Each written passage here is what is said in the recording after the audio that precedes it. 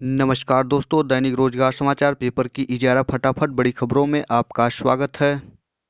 इजारा प्रमुख खबरों को विस्तार से देखने से पहले आपसे निवेदन है कि देव एकेडमी को सब्सक्राइब जरूर करिएगा।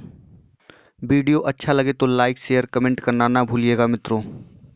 यूपी टीईटी के लिए आवेदन दिसंबर के अंत तक। परीक्षा नियामक प्राधिकारी की ओर से उत्तर प्रदेश शिक्षक पात्रता परीक्षा यूपी टीईटी 2020 के लिए ऑनलाइन आवेदन प्रक्रिया इसी महीने के अंत तक शुरू हो सकती है। सचिव परीक्षा नियामक प्राधिकारी की ओर से शासन के पास यूपी टीईटी कराए जाने का प्रस्ताव तैयार करके भेजा गया है। शासन के पास भेजे गए प्रस्ताव में यूपी टीईटी के लिए आवेदन प्रक्रिया दिसंबर के अंत तक शुरू करनी है। सचिव परीक्षा नियामक प्राधिकारी अनिल भूषण चतुर्वेदी ने बताया कि अनुमति मिली तो फरवरी के अंत तक यूपी टीईटी करा ली जाएगी।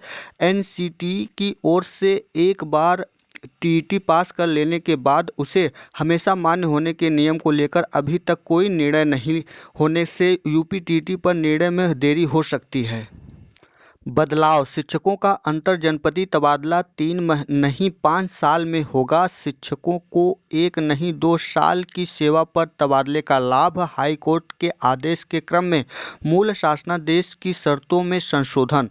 लंबे समय से अंतर जनपदीय तबादले का इंतजार कर रहे परिषदीय शिक्षकों को झटका लगा है। हाई कोर्ट के आदेश के क्रम में शिक्षकों का अंतर जनपदीय तबादला कार्यभार ग्रहण करने की तिथि से पिछले क्षेत्र में 5 साल की सेवा और महिला शिक्षकों के स्थानांतरण को 2 वर्ष की सेवा पूरी करने पर ही की जाएगी। मूल शासनादेश में स्थानांतरण के लिए शिक्षकों के लिए 3 वर्ष व शिक्षिकाओं के लिए 1 साल का नियम था। बेसिक शिक्षा परिषद के सचिव प्रताप सिंह बघेल ने हाई कोर्ट के 3 नवंबर व 3 दिसंबर के आदेश और 15 दिसंबर के शासनादेश के क्रम में मूल आदेश में संशोधन की सूचना सभी बेसिक शिक्षा अधिकारियों को 17 दिसंबर को आवश्यक कार्रवाई के लिए भेजी है। अच्छी बात यह है कि 2019-20 सत्र के लिए गैर जिले में ट्रांसफर के लिए सेवा काल की गणना 17 दिसंबर 2020 तक की जाएगी। इससे शिक्षकों को तो लाभ होगा क्योंकि तबादले के लिए ऑनलाइन आवेदन 20 दिसंबर 2019 तक लिए गए थे। जिन्होंने 1 साल सेवा पूरी होने पर आवेदन किया था उनके तो 2 साल स्वतः पूरा हो जाएंगे, लेकिन बड़ी संख्या में पुरुष शिक्षक मनचाहे जिले में स्थानांतरण से वंचित हो जाएंगे क्योंकि जिन पुरुष शिक्षकों ने 3 साल की सेवा पूरी होने पर आवेदन किया था उनका अभी 4 साल ही हुआ है। गौरतलब है कि अंतर जनपदीय तबादले के लिए 70,838 और पारंपरिक ट्रांसफर के लिए 9,641 शिक्षकों ने आवेदन किया था। 70,000 में परीक्षा, 7 लाख रुपए में भर्ती कराने का ठेका। नकल गिरोह के सदस्यों से पूछताछ में खुलासा, कई से वसूले चुके हैं रकम। पुलिस भर्ती एवं पदोन्नति बोर्ड परीक्षा में मेघमारी से पहले ही दबोचे गए नकल गिरोह के सदस्यों से पूछताछ में कई चौंकाने वाले खुलासे हुए हैं। पता चला है कि परीक्षा पास कराने के साथ ही वह भर्ती कराने का भी ठेका लेते थे, जिसके लिए उन्होंने अलग अलग रेट तय कर रखा था। परीक्षा पास कराने के लिए जहां यह अभ्यर्थियों से 70,000 रुपये वसूलते थे, वहीं भर्ती कराने के लिए 7 लाख रुपये की मांग करते थे। पुलिस भर्ती परीक्षा से पहले नकल गिरोह का भंडाफोड़, 8 गिरफ्तार। एसटीएफ ने पकड़ा, 3 अभ्यर्थी भी शामिल। नकदी व 5 एटीएम कार्ड भी बरामद हुए हैं। परीक्षा केंद्र पर करते थे सेटिंग। बरामदी के रूप में 5 प्रवेश पत्र, 22 अभ्यर्थियों के मूल शैक्षिक प्रमाण पत्र, 5 लाख रुपए के 4 बैंक चेक, 10 मोबाइल, 1 निवास प्रमाण पत्र, 6 voter ID, 7 ATM, 4 Aadhaar card, 4 PAN card, 4 DL, 2 chequebook, 1 passbook, 1 bike की आरसी, 1 टवेरा व 2.70 लाख नगद वसूल किए गए हैं। आरआरबी 10 शहरों में होगी एनटीपीसी की परीक्षा। आरआरबी प्रयागराज में 4,099 पदों के लिए 1.55 लाख अभ्यर्थी देंगे परीक्षा। CGL 2018 स्किल टेस्ट में 21% ने छोड़ी परीक्षा। रेलवे भर्ती बोर्ड आरआरबी ने मिनिस्ट्रियल के विभिन्न पदों पर भर्ती के लिए ऑनलाइन परीक्षा लेने के बाद अब non technical popular category NTPC परीक्षा का शेड्यूल जारी कर दिया है। पहला चरण में कंप्यूटर आधारित परीक्षा सीबीटी 28 दिसंबर से 13 जनवरी 2021 तक आयोजित की जाती है। देश भर में इस चरण में कुल 23 लाख अभ्यर्थी शामिल होंगे। इसमें आरआरबी प्रयागराज के अधीन 1,55,000 अभ्यर्थी सीबीटी में शामिल होंगे। आरआरबी प्रयागराज ने परीक्षा संपन्न कराने के लिए 3 राज्यों के 10 शहरों में परीक्षा केंद्र बनाया है। आज 72 केंद्रों पर कड़ी सुरक्षा में होगी पुलिस भर्ती की परीक्षा। 2 पालियों में होगा इम्तिहान। डीसीपी बनाए गए 5 जोन के नोएड अधिकारी, प्रत्येक केंद्र पर व्यवस्थापक रहेंगे इंस्पेक्टर। 25 दिसंबर से 10 जनवरी तक परिषदीय विद्यालयों में अवकाश। प्रतापगढ़ की यह न्यूज है। बेसिक शिक्षा विभाग के लगभग 11,000 शिक्षकों, अन्वेषकों और शिक्षा मित्रों के लिए खुशखबरी है। शैक्षिक कैलेंडर के अनुसार 25 दिसंबर से 10 जनवरी तक का अवकाश इसी साल से लागू होगा।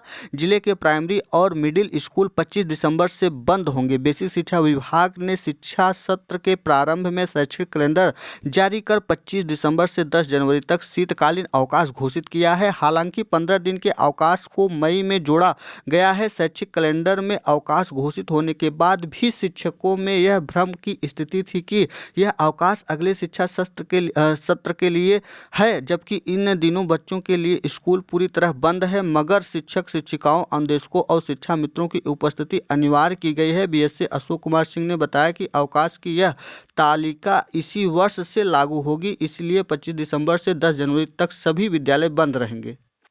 शिक्षकों को रिसर्च प्रोजेक्ट के लिए अब मिलेंगे 15 लाख। उच्च शिक्षा ने शुरू की रिसर्च एंड डेवलपमेंट योजना। 3 वर्ष में पूरा करना होगा प्रोजेक्ट। शोध को बढ़ावा। अधूरे मानक वाले बीएड कॉलेजों पर लगेगा ताला। नई राष्ट्रीय शिक्षा नीति पर अमल से पूर्व एनसीईटी की योजना पाठ्यक्रम भी बदलेगा। बिना अनुमति प्रदर्शन पर 1 निलंबित, 23 कर्मचारियों को नोटिस। मुख्य सचिव कार्यालय पर 24 समीक्षा अधिकारियों ने किया था प्रदर्शन। बिना अनुमति प्रदर्शन को अनुशासनहीनता मानकर शुरू की गई कार्रवाई। कर्मचारियों को नोटिस जारी कर 15 दिन में तलब किया गया स्पष्टीकरण। दिल्ली की जितनी आबादी उतने यूपी में स्कूली बच्चे, योगी सरकार का कहना है। 97,663 स्वयं सहायता समूहों के खाते में ट्रांसफर किए 445.92 करोड़। जनवरी तक हो जाएंगे 106 कर्मचारियों की भर्ती। मोतीलाल नेहरू राष्ट्रीय प्रौद्योगिकी संस्थान MNNIT में 76 कर्मचारियों की भर्ती जल्द होगी। संस्था में जनवरी में 106 76 कर्मचारियों की नियुक्ति होगी। कर्मचारियों की भर्ती के लिए स्क्रीनिंग परीक्षा अंतिम चरण में है। नाम में परिवर्तन करना अभिव्यक्ति की आज़ादी का हिस्सा है। High court. कबीर के नाम पर मुहर। सीबीएसई को निर्देश जारी कर दिया गया है। फर्जी प्रमाण पत्रों पर नौकरी कर रहे 2 शिक्षक बर्खास्त। आजमगढ़ के वेतन की होगी रिकवरी। FIR कराने का निर्देश जारी कर दिया गया है। सिविल सेवा में एक और मौका देने पर विचार। उम्र सीमा में छूट देने पर भी विचार किया जा रहा है। कोरोना महामारी से प्रभावित सिविल सेवा अभ्यर्थियों को परीक्षा में बैठने के लिए एक और मौका मिल सकता है। केंद्र सरकार ने शुक्रवार को सुप्रीम कोर्ट को बताया कि सरकार व संघ लोक सेवा आयोग प्रस्ताव पर गंभीरता से विचार कर रहा है।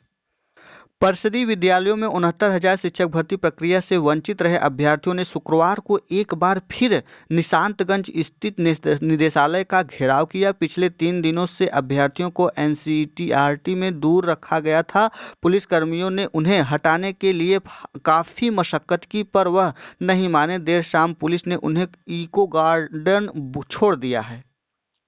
प्रतापगढ़ में 28 नवनियुक्त शिक्षकों को मिले नियुक्ति पत्र। 69,000 सहायक अध्यापक भर्ती में 28 नवनियुक्त शिक्षक को शुक्रवार को नियुक्ति पत्र दिया गया। कुल 30 अभ्यर्थियों को नियुक्ति पत्र जारी होना था, मगर 2 अभ्यर्थियों के अभिलेखों में अंतर होने के कारण प्रक्रिया रोक दी गई। इन शिक्षकों को स्कूल आवंटन के लिए कुछ दिन इंतजार करना होगा।